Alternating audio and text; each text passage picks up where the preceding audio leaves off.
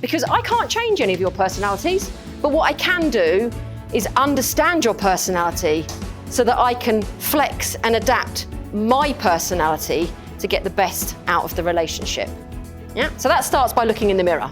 We're going to find out today what your strongest personality style is. I actually want us to move in the room. Like I say, I'm going to get you energised. Outgoing to the door and reserved to the back of the room. If you are task focused, I want you to be on that side of the room. And if you are people focused, I want you to be on this side of the room. So you've actually split into the 4 areas. And I use the system called DISC, which is dominant, influence, steadiness, and compliance.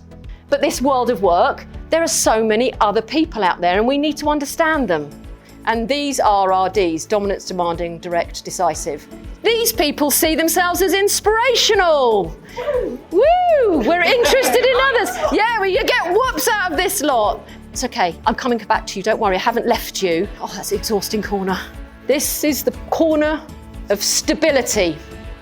This is the corner of correctness, but it's about being consistent. It's about being careful. That's our 4 corners, but what does that matter?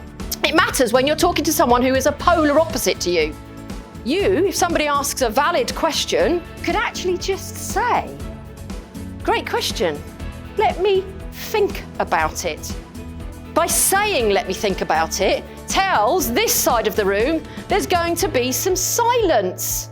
And we don't need to fill it or reframe the question. When we're with people who are reserved, we need to learn to count to 5 or 10 quietly in our heads. Make eye contact, yeah, bit of, nice body language, reading, mimicking, and all that kind of stuff. And then they'll answer. And then the conversation will actually get to a pace that works for everybody.